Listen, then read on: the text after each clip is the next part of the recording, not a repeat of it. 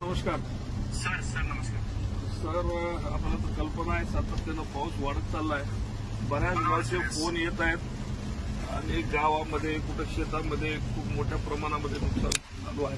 मी सांगितलं ते सर्वे करायला सर्वे होतील मागं पुढं. आता माझं म्हणणं सध्याला ग्रामसेवक तलाठी निर्धावर याने आपापल्या हेडक्वार्टरला राहावं आणि काय अपडेट आपल्याशी घेत राहावं. तर हे जमखंडीचे जे लोक आहेत साहेब आता त्यांची जरा एनडीआरएफची टीम वगैरे सांगितली का सर?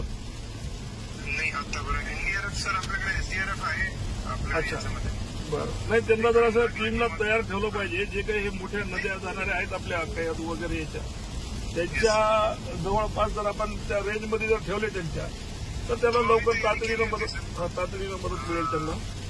कारण काय झालंय नाही कारण काय झालं की अजूनही ते सांगतात की 2-4-5 तास मोठी वर्षा होणार आहे म्हणून आपण तयारीत राहिलं पाहिजे सगळं असं म्हणून आपल्याला फोन केला होता. काय साहेब बऱ्याच गावचे फोन येत आहेत साहेब किंवा शेतात पाणी घुसलं गावात पाणी घुसलं.